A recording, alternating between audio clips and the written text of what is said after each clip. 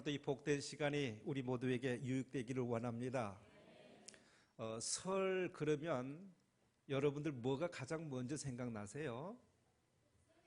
세배. 세배하면 돈. 그리고 여러분들이 인사를 어떻게 나누시나요? 그렇지요. 복 많이 받으시라고. 그렇죠?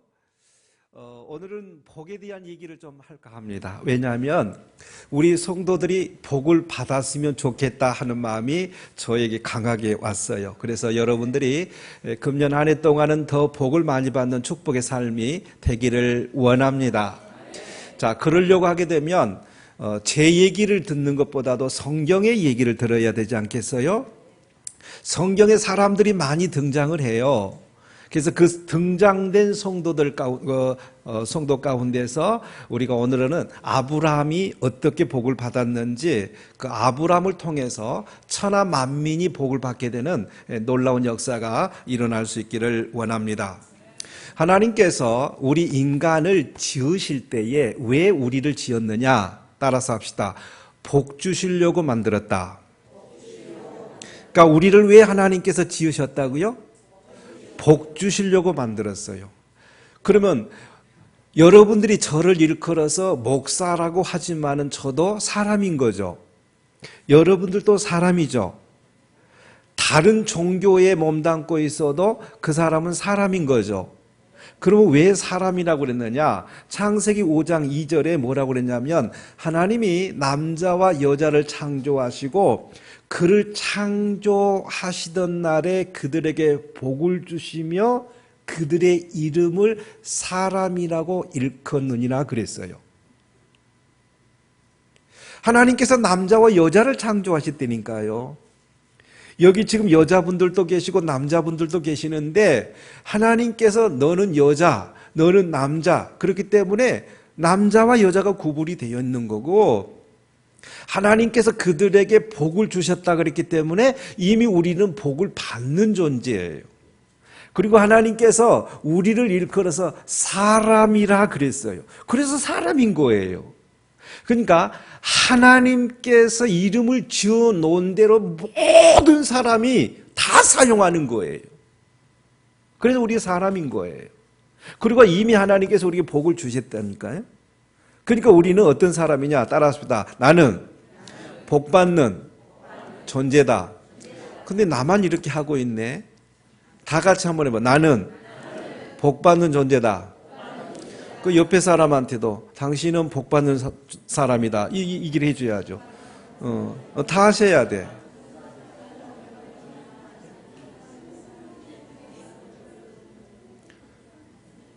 믿으시나요? 우리는 복받는 존재예요. 그러면 이미 하나님께서 우리에게 복을 주셨기 때문에 복을 누리면서 살아가야 되는데 그 누리면서 살아가는 것이 내 마음대로 안 되더라는 거예요. 그렇기 때문에 우리는 성경을 들여다봐야 되고 성경 속에 복받는 사람들이 어떻게 살아가는가를 우리가 또 본받아야 된다는 얘기예요. 우리가 이 세상을 살아가면서도 본받고 싶은 사람이 있고 본받지 않아야 되겠다고 하는 사람도 있듯이 성경에도 반드시 본을 받아야 될 사람이 있고 난 저 사람은 본받고 싶지 않다. 이 두 종류의 사람이 있는 거예요. 중간 지점은요. 중간 사람은 최고로 어정쩡한 사람인 거예요. 우리는 어정쩡한 사람이 되지 말고 하면 하는 거고 안 하면 안 하는 거고 이왕 하나님께서 원하는 복받는 쪽이라면은 오케이 그래 하는 거예요. 그런 결단이 오늘 시간에도 있어지기를 원합니다. 우선 아브라함을 통해서 조명해 볼 수 있는 것이 뭐냐면 아브라함처럼 행하면 복을 받아요. 그럼 아브라함처럼 행하면 복을 받는데 오늘 여러분들 16절 말씀을 같이 한번 읽겠습니다. 같이 읽어요. 이르시되 여호와께서 이르시기를 내가 나를 가리켜 맹세하노니 내가 이같이 행하여 내 아들 내 독자도 아끼지 아니하였은즉 그랬어요. 내가 이같이 행하여 내 아들 내 독자도 아끼지 아니하였다 이렇게 말씀하고 있는데 자 그러면 설명을 좀 들어야 되겠는데 내가 이같이 행했다라고 하는 것이 뭐냐? 이제 조금 성경을 거슬러 올라가게 됩니다. 아브라함은 믿음도 좋은 사람이고 신앙도 확고한 사람이에요. 그런데 이 가정에 고민거리가 하나가 있는데 그게 뭐냐면 자식이 안 생기는 거예요.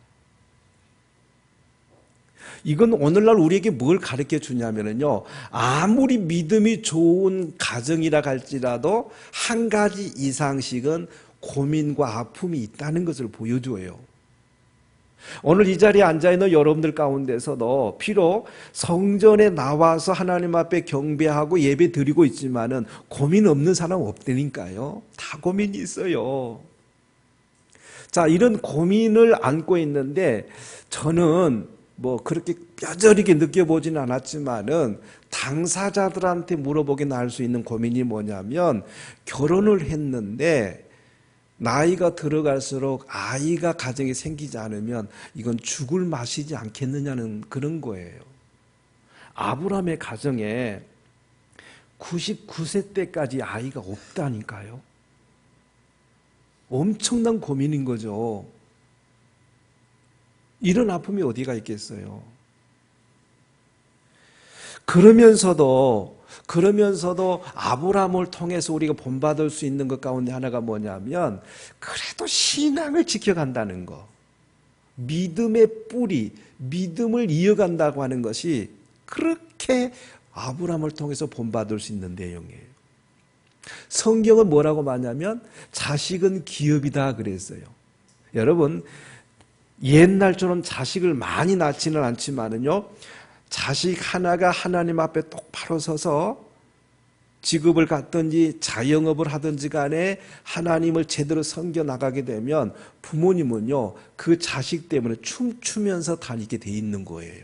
왜? 자식은 기업이라고 그랬기 때문에 그렇습니다. 자식 하나만 제대로 키워놓으면요, 부모님은 그것이 기업이기 때문에 노년이 편안할 수가 있거든요. 근데 자식 하나가 곁길로 가버린다든지 일어서지 못한다든지 이런 길로 가게 되면 평생 부모도 같은 고생을 할 수밖에 없는 거예요. 그러니까 자식이라고 하는 게 얼마나 중요합니까?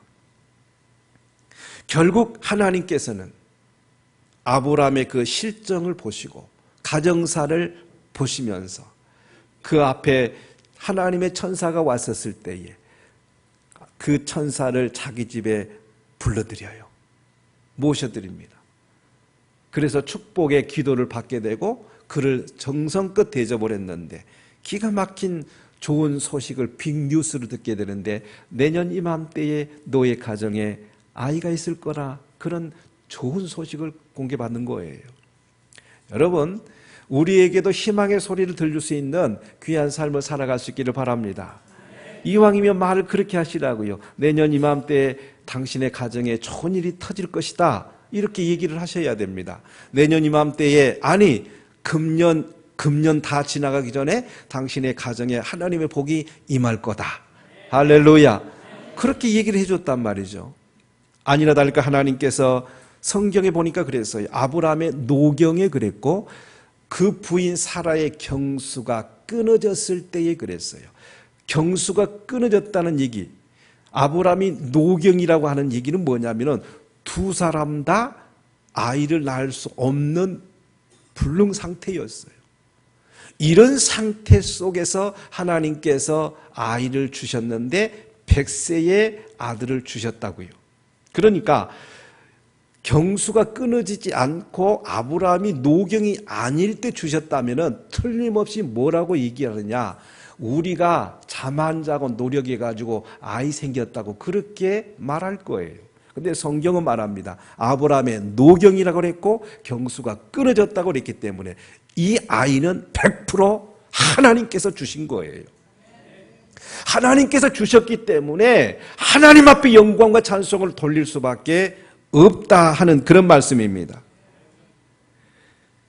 여러분, 이렇게 없었던 가정에 아이가 생김으로써 기쁨이 없고 행복이 너무너무 찾아왔던 거예요. 그런데 아브라함을 통해서라는 우리의 일상생활 가운데서 경험하고 체험할 수 있는 게 뭐냐면 아무것도 없었고 외로울 때는 하나님께 그렇게 매달리고 하나님 앞에 눈물로 지새우고 주를 위해서 충성하며 살기를 다짐하고 하나님께서 내 가정에 아이만 주신다면 하나님이 원하는 건 뭐든지 하겠습니다라고 하나님 앞에 기도해 가는 우리의 모습들이 바로 성경에 나오는 모습하고 거의 비슷해요. 하나님께서 아이를 주셨어요. 그 부인을 위시해서 아이한테 집중하기를 시작합니다. 초점이 놓쳐요. 하나님만 향했던 그 관심도가 어디로 집중하게 되느냐? 아이한테 집중을 하게 되는 거예요. 오늘날로 말하면 내가 이곳에 굉장하게 집중을 하고 사업에 집중하고 이렇게 집중을 이렇게 하게 되는 것과 똑같은 거예요. 그전에는 그렇게 안 했는데 이제는 이것이 번창하게 되고 이렇게 되다 보니까 여기에만 집중하는 것과 똑같은 거예요. 아브라함의 가정에 아이가 생겨나니까 그런 집중도가 바꿔지는 거예요. 이럴 때쯤 하나님께서 아브라함을 시험을 하게 되는데 여러분 성경 22장 1절을 잠깐 보고 넘어가겠습니다. 22장 1절 같이 읽겠습니다. 그 일 후에 하나님이 아브라함을 시험하려고 그를 부르시되 아브라함아 하시니 그가 이르되 내가 여기 있나. 하나님께서 무엇 때문에 아브라함을 불렀다고요? 하나님께서 아브라함을 시험하시려고 부른 거예요. 하나님은 시험 잘하죠. 11조를 가지고도 시험하거든요. 네가 11조 한가 안 한가 보자. 시험하거든요. 그 믿음에서 통과한가 안 한가 하나님께서 아브라함을 시험했다고요. 그러면 하나님께서 아브라함만 시험했나요? 이삭도 야곱도 요셉도 다 시험하는데 그러면 우리가 믿음 생활하면서 하나님께 우리 시험 안 할 것 같아요? 다 시험해요. 넘어지는 자가 있고 못 일어나는 사람이 있고 통과하는 사람이 있고 그런 거예요. 그래서 왜 우리는 하나님의 말씀을 또 듣고 또 들어야 되느냐? 내 힘으로는 언제든지 넘어져요. 어찌 보면 사시사철 넘어질 수도 있어요. 그러면 안 넘어지려면 어떻게 되느냐? 성경의 시험을 통과했던 사람들의 비결을 배우면 안 넘어지게 되어 있어요. 그 시험을 통과하게 되면 장담합니다. 무조건 하나님의 자손 대대로 복을 받게끔 되어 있습니다. 이 복을 오늘 성경을 통해서 우리는 배워야 된다는 그런 말씀입니다. 하나님은 이 가정에 아이를 주심으로 인하여서 그 아이에게 집중도가 높아지다 보니까 하나님께서 시험을 하게 되는데 그 아이를 데리고 모리아 상으로 가라는 거예요. 그래서 거기서 번제로 드려라. 번제로 드려라. 그러면 이런 거죠. 우리가 하나님의 말씀을 신앙생활만 좀 오래 하셨다면 이 내용은 모르는 사람 없어요. 많이 알아요. 중요한 것은 알기는 많이 아는데 그거를 1%라도 실천하지 못하는 우리의 삶 때문에 복을 못 받는 거예요. 이게 모르는 사람 누가 있느냐고요. 자, 그런데 모리아 산으로 올라가는데 하나님께서 번제로 드리라 그랬기 때문에 번제가 뭐냐? 짐승을 잡아가지고 묶어가지고 각을 떠가지고 태워서 드리는 것이 번제예요. 근데 요 이삭 아들이 아빠, 근데 번제물은 어디가 있어? 이러잖아요. 하나님 앞에 드릴 번제물은 어디가 있어? 그러잖아요. 여기에서 신앙의 갈등이 오는 거예요. 하나님께서 아들을 바치라고 그랬는데 이게 뭐냐면 시험이거든요. 그러니까 우리의 신앙의 갈등이 어디서부터 시작되느냐? 여기서부터 시작되는 거예요. 매사에 잘 풀리고 매사에 잘 되고 하는 일들마다 승승장구할 때는 잘 모르는데 그런데 네가 그렇게 잘 나갈 때 네 시간 좀 나를 위해서 주어. 너의 몸을 나를 위해서 주어. 너의 그 물질을 나에서 좀 주어. 여기서부터 신앙의 갈등이 시작이 되는 거예요. 여기서부터 신앙의 연단이 되는 겁니다. 여기서 통과하는 사람이 있고 넘어지는 자고 주저앉은 자가 있는 거예요. 하나님께서 너의 시간 좀 다오. 너의 아들을 나한테 다시 돌려다오. 여기서부터 갈등이 시작됐다고 하는 것을 알 수가 있습니다. 최고로 괴로울 때가 언제냐? 아들이 시시콜콜 물어봐요. 나무는 있는데 번제물 어디가 있어요?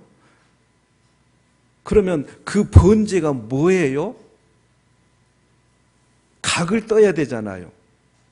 그 사람을 죽여야 되잖아요. 그 짐승을 죽여야 되잖아요. 이런 걸 물어올 때 갈등이 있는 거예요. 그러니까 신앙생활 하면서 어떤 경우에는 몇 달이고 몇 년이고 막 갈등을 겪을 때가 있는 거거든요. 이걸 해야 돼, 말아야 돼. 이거 어떻게 해야 돼? 여기서 아브라함은 통과하는 모습을 우리가 알 수가 있는데 이렇게 말합니다. 그 아들한테. 하나님께서 준비해 놓으실 것이다 그래요. 말을 얼마나 이쁘게 한지 몰라요. 하나님께서 준비해 놓을 것이다. 이걸 일컬어서 여호와 이레 그럽니다. 하나님께서 준비해 놓을 거라고 우리 자식들한테 일러둘 수만 있다면 네가 이렇게 예배 생활하고 네가 이렇게 기도 생활하고 네가 이렇게 성경을 읽기를 시작하게 되면 하나님께서 너의 앞날에 너의 자식에게 이런 복을 안겨주실 거라고 말할 수만 있다면 이건 정말로 훌륭한 부모입니다. 야야 대학교 가서 그 다음에 예수 믿어도 되니까 지금은 공부할 때니까 1년만 쉬어. 1년만 쉬었다가 학원 다니고 그 다음에 다녀도 안 늦어. 이렇게 만약에 자식들이 가르친다고 하면 그 자식의 신앙은 거기서부터 끊어져 버립니다.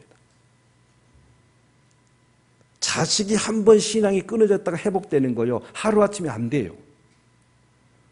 특히 청소년 시절 그리고 청년 시절에는 더더욱 안 됩니다. 중요한 것은 변함없이 하나님을 믿어가는 거, 변함없이 하나님을 경외하는 거, 이건 하나님의 축복의 통로입니다.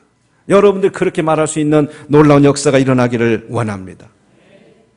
하나님께서 예비해 놓으실 것이다. 하나님께서 준비해 놓으실 것이다. 여호와 이레. 그렇게 말하면서 그래서 실행을 했거든요. 그래서 오늘 성경에 뭐라고 말하느냐? 18절 말씀을 우리 같이 한번 읽겠습니다. 같이 읽어요.